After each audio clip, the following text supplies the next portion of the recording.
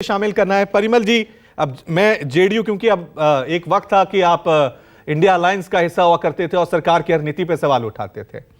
JDU का stand क्या है? क्योंकि जेडीयू के जो वोटर हैं वो मुस्लिम भी हैं। आप इसको लेकर किस तरह से देख रहे हैं इस फैसले को जो सीए लागू किया गया है?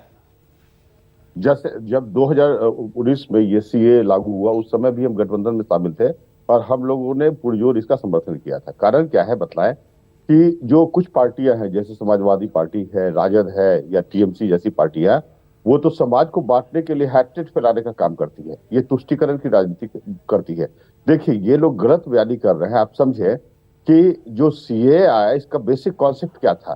तो सीए में जो अफगानिस्तान, बांग्लादेश और नेपाल, ये पाकिस्तान के लोगों को जो धार्मिक रूप से प्रताड़ित थे, उनको यह नागरिकता प्रदान की गई। लॉजिक सरकार का था, बहुत स्पष्ट था कि ये चूंकि ये इस्लामिक राष्ट्र है और मुस्लिम वहां मेजोरिटी में है, ऐसी स्थिति में मुस्लिम को धार्मिक प्रताड़ना का शिकार नहीं होना पड़ेगा।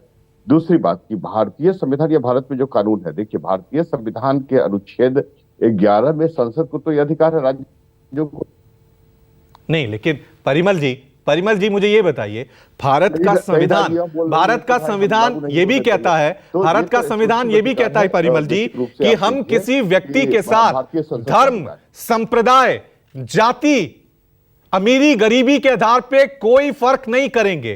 तो जब ये कानून बना है तो इसमें हमने, ठीक है, जो हिंदू हैं, जो सिख हैं, क्रिश्चियन हैं, जो भी बौद्ध हैं, उनके साथ तो कर दिया, लेकिन हमने एक दूसरा समुदाय जो हिंदू में बहुत बड़ी आबादी है, उसका नाम उसमें नहीं डाला। देखिए, एक बात आप समझें कि रवि जी, इस बात को ध्यान दें कि ऐसा नहीं है कि भारत में मुस्लिमों को नागरिकता प्रदान नहीं की जाती है। उसके लिए तो इंडियन सिटीजनशिप एक्ट है, इसके लिए पीआईओ का प्रोविजन है, ओसीआई का प्रोविजन है। तो ये लोग गए तो गलत बयानी करते हैं। ये तो पॉजिटिव, काफी सकारात्मक है और इससे अंतर्राष्ट्रीय समुदाय में भारत की छवि बेहतर होगी। आप समझिए कि आर्टिकल 51 में इंटरनेशनल लेवल पर हम लोग भाईचारा के संवर्धन की बात करते हैं और फंडामेंटल ड्यूटी जो आर्टिकल 51 का एक भाग है, उसमें भी हम लोग सर्वधर्म समभाव की बात और भाईचारे के संवर्धन की बात करते हैं। ठीक है, मैं जल्दी से जवाब ले लेता हूं क्योंकि इनको कोई लेना देना नहीं है। ठीक है, ये लोग तुष्टीकरण की राजनीति करते हैं। और आप एग्जाम्पल दें, मैं बतला दूं कि जब राम मंदिर का शिलान्यास होता है और वहां पर प्राण प्रतिष्ठा की जाती है, तो ये लोग जो स्वयं, ठीक है, मेरे पास 1 मिनट बचा है। सिंह साहब के पास मैं दोबारा जाऊंगा। सिंह साहब के पास। सिंह साहब, क्योंकि सीए को लेकर तो हमने आपसे चर्चा कर ली और थोड़ा सा 1 मिनट है आपके पास। चुनावी बॉन्ड को लेकर जो सुप्रीम कोर्ट ने फैसला सुना है, इसको लेकर क्या कहेंगे? ये तो सरकार की नीति के बिल्कुल खिलाफ है और ये पहला मामला नहीं है जब सरकार की नीति को देश की सबसे बड़ी अदालत ने पलट दिया है।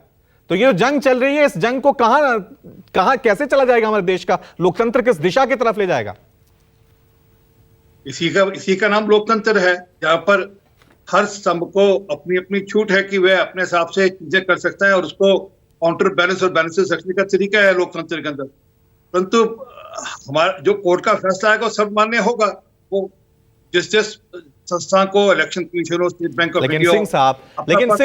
सिंह साहब, कोर्ट ने एक फैसला सुनाया था दिल्ली अध्यादेश को लेकर, आपकी सरकार ने वो बदल दिया। कोर्ट ने एक फैसला सुनाया था चुनाव आयुक्त की नियुक्ति को लेकर, आपने वो बदल दिया।